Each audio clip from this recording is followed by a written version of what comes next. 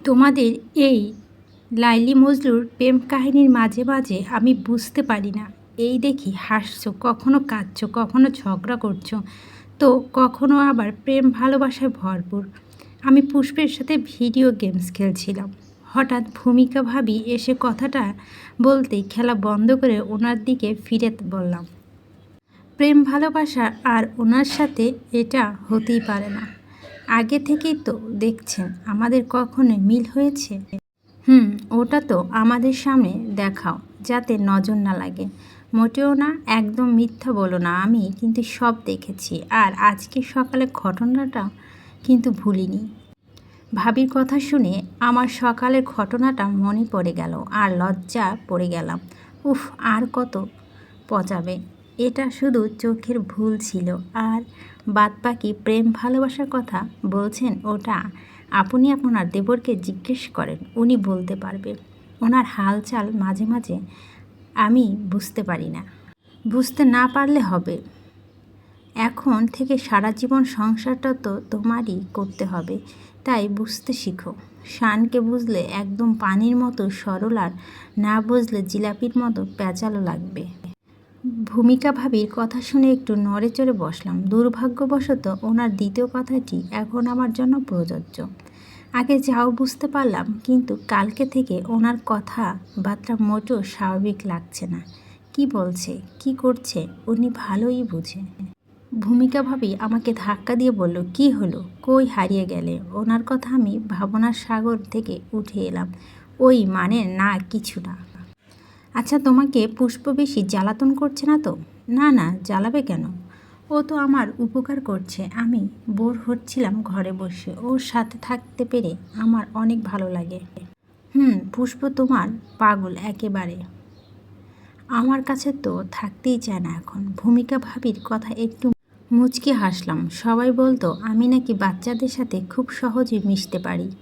আসলে কথাটা সত্যি, বাচ্চাগুলো এত কিউট যে কেউ ওদের থেকে দূরে কি করে থাকবে। আমি ভূমিকা ভাবিকে বললাম, আচ্ছা আপনি যদি কিছু মনে না করেন, তাহলে আমি কি আপনাকে ভাবি না বলে আপু বলতে পারি? তোমার যা ইচ্ছে তাই বলতে পারো, তবে আজকে একটা কথা বলি, এখন থেকে তুমিও আমাকে তুমি বলবে। তুমি তো আপনি আপনি বলেন, আমাকে দূরে ঠেলে দিচ্ছ। না, দূরে ঠেলবো কেন? আপনার মধ্যে আমি আমার আপুকে দেখতে পাই, যে আমার অনেক আপন। এজন্য তো বললাম আপু বলবো। তুমি আর আবার আপনি বলছো। সরি তুমি। আমি হেসে দিলাম, সাথে ভূমিকা আপু। পুষ্প আর ভূমিকা আপুর সাথে আড্ডা দিয়ে ঘরে আসার জন্য বের হলাম। মায়ের কথা মনে পড়ছে খুব। কখনো আম্মুকে ছেড়ে থাকিনি।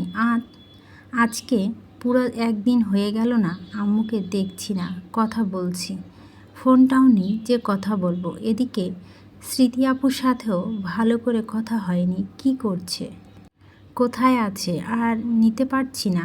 এত ঝামেলা সবসময় আমার গলাতে এসে ঝুলে আল্লাহ জানে। কথা বলতে বলতে ঘর ঢুকতে আমার চোখ রসগোল্লা আর মুখ হা হয়ে গেল। শান ভাইয়া সম্ভবত এখন গোসল করে বের হয়েছে। শুধু এক তাওয়াল ছিল, পুরো ধবধবে সাদা শরীরটা দৃশ্যমান, জিম করা বডি, শরীর থেকে টপ টপ করে পানি পড়ছে। আমি তাড়াতাড়ি করে অন্যদিকে ফিরে বললাম, উফ, চেঞ্জ করার আগে দরজাটা লাগাতে পারেননি? আমার কথা শুনে শান ভাইয়া বলল, কি হলো, তুমি এদিকে ফিরে দাঁড়িয়ে আছো কেন? তাহলে কি আপনার দিকে ফিরে তাকাবো? সে তুমি তাকালে তাকাতেই পারো। আফটার অল তোমার তো হাজব্যান্ড। আপনার মাথা নিচে কি অবস্থা একবার দেখছেন? শান ভাইয়া আমার সামনে এসে বলল। কি অবস্থা? শান ভাইয়া সামনে আসতে আমি অন্যদিকে ঘুরে গেলাম। একদম সামনে আসবেন না। আপনি জামা কাপড় কই, শুধু তাওয়াল পরে আছেন কেন? আপনি কি ভুলে গেছেন যে ঘরে আপনি ছাড়া আরও একজন থাকে? এমন কি খারাপ অবস্থায় আছি? তাওয়াল আছে তো। আর তুমি এমন করছো, এই প্রথম আমাকে এভাবে দেখছো? বাপরে, তোমার দাঁতে কি জোর! সেই দিন কি জোরে কামড় মেরেছিলে রাক্ষসী। শান ভাইয়ার কথা শুনে আমাদের প্রথম দেখার কথা মনে পড়ে গেল, যেটা চাইলেও কখনো আমি ভুলতে পারবো না। আমি শান ভাইয়াদের বাড়িতে বেড়াতে গিয়েছিলাম, সবার সাথে দেখা হয়েছে, শুধু শান ভাইয়া ছাড়া। ওনাকে এর আগে আমি কখনোই দেখিনি, কারণ উনি স্টাডির জন্য বাইরে থাকতেন। এই বাড়িতে আসলে একটা রুমে বেশিরভাগ থাকতাম, কারণ ওই রুমটা একদম আমার মন মতো সাজানো ছিল। সবচেয়ে ভালো লাগতো বেলকনিটা, তবে সেটা কার রুম ছিল আমি জানতাম না। তাই প্রতিবারের মতো এসে আমি ব্যালকনিতে চলে গেলাম। এখান থেকে প্রকৃতির সৌন্দর্যটা ভালো উপভোগ করা যেত বাইরে না গিয়ে। হঠাৎ খট করে দরজা আটকানোর শব্দ হতেই আমি ভয়ে দৌড়ে ব্যালকনি থেকে আসতে দেখলাম একটা ছেলে খালি গায়ে আয়নার সামনে দাঁড়িয়ে আছে। শুধু একটা ট্রাউজার পরা ছিল আর শরীর মুছছে, সম্ভবত গোসল করে বেরিয়েছে। যেহেতু আমি আগে ওনাকে দেখিনি, তাই ভয় পেয়ে দিলাম চিৎকার। আমার চিৎকার শুনে ছেলেটা দ্রুত আমার দিকে ফিরেই হাঁ করে তাকিয়ে থাকলো। আমি তখনই চিৎকার করে যাচ্ছিলাম। হঠাৎ ওনাকে আমার দিকে এগিয়ে আসতে দেখে আমি ভয় বেডের উপরে উঠে বলে উঠলাম, এইখানে দাঁড়ান, একদম আগাবেন না বলছি। আর আগেই বলো তুমি কে, এখানে কি করছো? আগে বলুন আপনি কে? ছেলেটা আমার কথা হাঁ করে হেসে বলল, আমার বাড়ি আমার ঘর, কোথা থেকে টপকে বলছি আমি কে? এবার বলো তুমি কে? আমি এখানে বেড়াতে এসেছি। তুমি নজরুল আঙ্কেলের মেয়ে? আচ্ছা, নিচে নেমে আসো। নামছি। আগে আপনি সরুন। না, তুমি নামো আগে। আমি না বোধক মাথা নাড়ালাম। উনি না সরলে আমি নামবো না। এভাবেই আমাদের তর্ক চলতে লাগলো। হঠাৎ কথার মাঝে উনি কখন বেডে উঠে খেয়াল করিনি, এসে আমার হাত ধরে বসলো। আরে আপনি আমার হাত ধরছেন কেন? ছাড়ুন বলছি, না হলে আমি কিন্তু চিৎকার করব। এতক্ষণে ভালোভাবে বলছি শুনুনি, এখন করো চিৎকার, আমিও দেখি তোমার স্পিকার কত দম। ওনার কথা শুনে ভয়ে আমার গা কাঁপতে লাগলো। তাই নিজেকে ছাড়াতে ওনার বাহুতে একটা কামড় দিতেই উনি আমাকে ছেড়ে দিলেন, আর সেই সুযোগে আমি দৌড়ে বাহিরে গেলাম। ব্যাস, সেই দিন থেকে ওনার অসহ্য লাগতো। আর শুধু হলো ওনার সাথে আমার ঝগড়া, যেটা আজ পর্যন্ত চলছে। ও ম্যাডাম, কি ভাবছো? চুপ কেন? শান ভাইয়ের কথা শুনে আমি বাস্তবে ফিরে এলাম। ছি ছি, কি খারাপ আপনি। এটাও একটা অ্যাক্সিডেন্ট ছিল, ওকে? আমি ইচ্ছা করে দেখতে যাইনি, আর কামড়টা আপনার ভাগ্যে ছিল। তাহলে আজকে তো অ্যাক্সিডেন্টলি হয়েছে। এত হাইপার হওয়ার কি আছে? নাকি আজকে ইচ্ছে করে দেখছো? সি সি, কী সব কথাবার্তা। আমার বইয়ে গেছে আপনাকে দেখতে। কখন এসেছেন বাসায়? আমি ভাবলাম এতক্ষণে চেঞ্জ করে নিয়েছেন। এত তাড়াতাড়ি হয় নাকি? ভালো করে ফ্রেশ হতে হবে না? মেয়েদের থেকেও বেশি টাইম লাগে। বসে বসে রূপচর্চা করেন।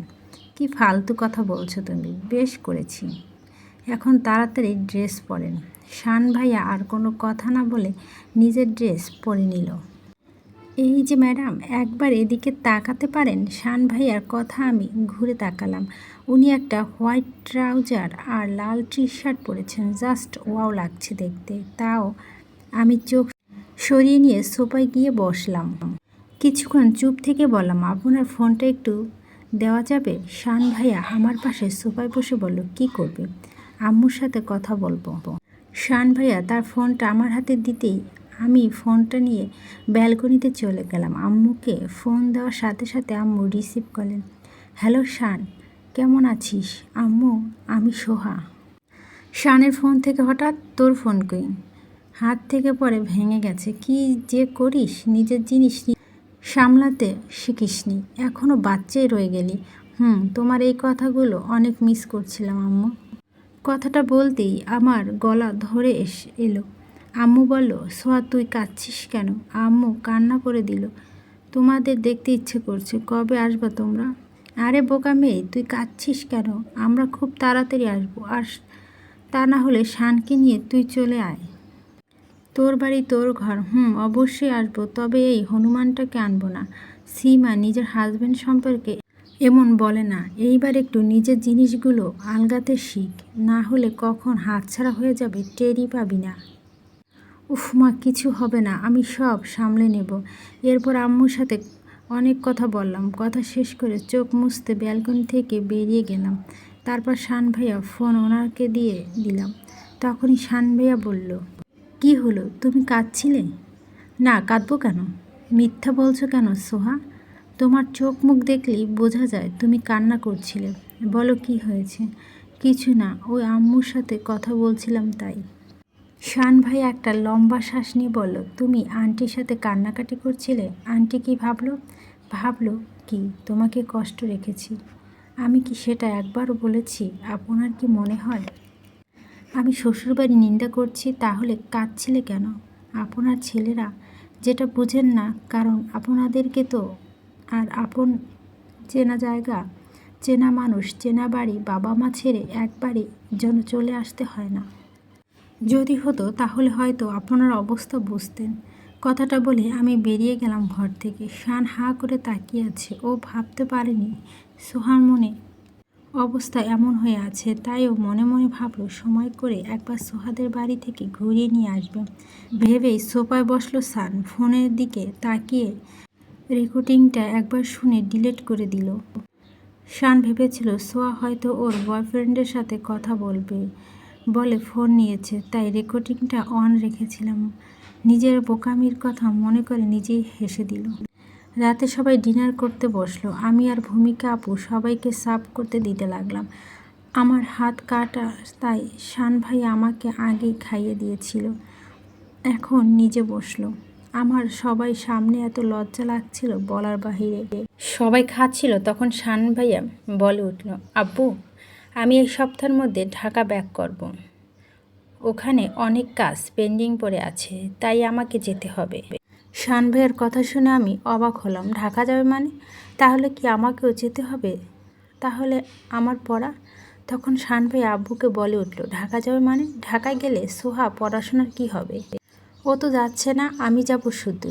ও এখানেই পড়াশোনা করবে মানে? ও এখানে একা থাকবে নাকি? একা কই, তোমরা তো আছো। আমরা থাকা আর তুই থাকা কি এক? শান বাচ্চাদের মতো কথা বলে না। ওর কত কাজে তোমরা হেল্প লাগতে পারো জানি বাবা, কিন্তু বিজনেসের দিকটা দেখতে হবে। আর এছাড়াও ও তো এখানে আগে থেকেই থাকে, সব কিছু চেনা জানা, আশা করি সমস্যা হবে না। আর এখানে থাকতে ভালো না লাগলে ওর বাবা মায়ের কাছে গিয়ে থাকতে পারে, সমস্যা তো কিছু নেই। শান ভাই এমন গা ছাড়া ভাব দেখে একটু কষ্ট হলো। আর উনি চলে যাবে শুনে কেমন যেন খারাপ লাগছিল। কিন্তু কেন উনি চলে যাবে সেটা তো ভালো খবর আমার জন্য। আমার ইচ্ছে অনুযায়ী থাকতে পারবো। তাহলে এতটা খারাপ লাগছে কেন? সমস্যা আছে শান? তুমি যাবে না তাহলে ওই দিকে কী হবে? সাম্য আছে তো, ও সামলে নিবে। তখনই সাম্য ভাইয়া বলে উঠল, হ্যাঁ শান আমি সামলে নিব, তুই এখানেই থাক। কিন্তু ভাইয়া? কোনো কিন্তু নয় শান, আমাদের বিজনেস ব্রাঞ্চ তো চট্টগ্রামেও আছে, আগে আরও সামলাতো, কিন্তু এখন তো ও নেই। বাবার একটা দীর্ঘশ্বাস ফেললেন। এখন তুমি এখানে আর সাম্য ঢাকা। এরপর সবাই যার যার মতো খেয়ে চলে গেল। সাম্য ভাইয়া কাল সকালে চলে যাবে। অনেকটা খারাপ লাগছিল শুনে, কিন্তু কিছু করার নেই। সবাই খাওয়ার পর আমরা মেয়েরা মিলে টেবিল গুছিয়ে যার যার ঘরে চলে গেলাম। রুমে এসে দেখলাম শান ভাইয়া কিছু ফাইল নিয়ে ঘাটাঘাটি করছে। আমি এসে ছোপায় বসলাম।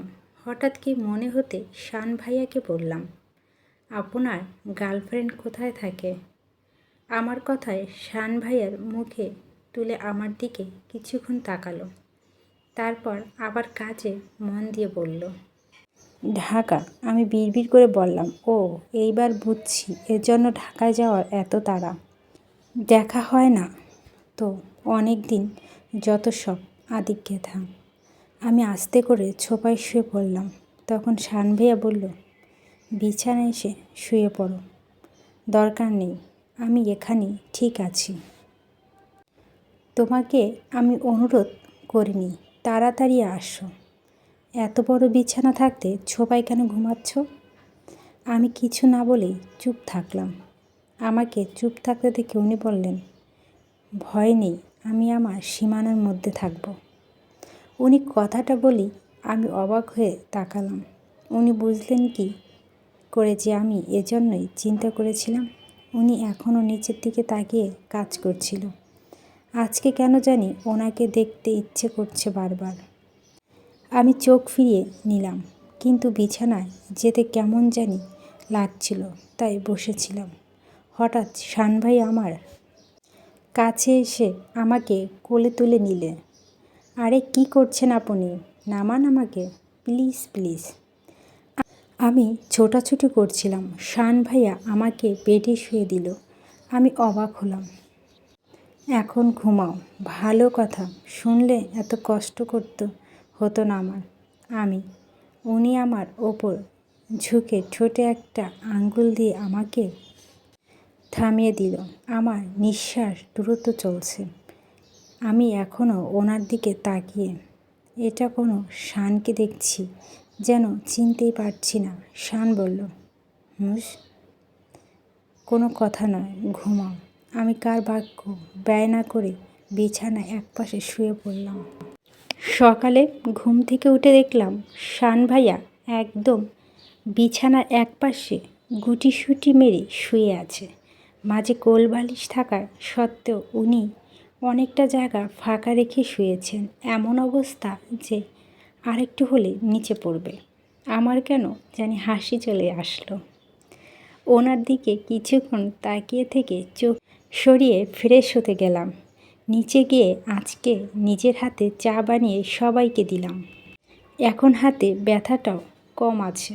শান ভাইয়া মেডিসিন এনে দিয়েছিল। সবাইকে দেওয়ার পর রুমে গিয়ে দেখলাম শান ভাইয়া উঠে গেছে। এই নিন আপনার তিতা করলার রস। আমার কথা শুনে শান ভাইয়া আমার দিকে অদ্ভুতভাবে তাকিয়ে থাকলো। I mean copy. শান ভাইয়া কপালে এবার স্লাইড করে একটা নিঃশ্বাস ফেললেন, তারপর কপিটা নিলেন আমার থেকে। ধন্যবাদ।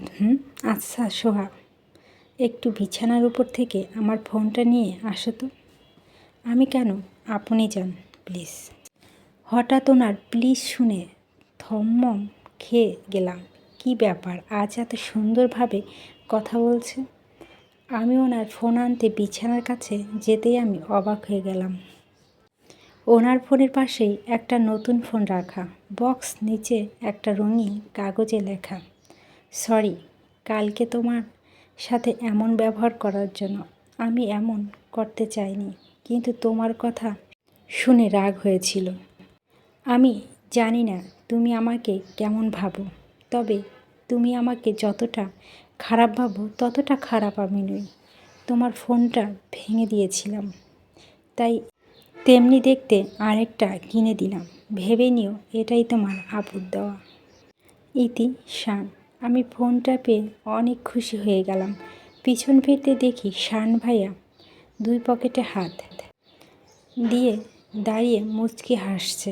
আমি আমার খুশি আটকাতে না পেরে শান ভাইয়াকে জড়িয়ে ধরলাম। সোহা, এমন কাজ। শান ভাইয়া পুরো ফ্রিজ হয়ে গেল। ও ভাবতেও পারেনি এমন কিছু হবে।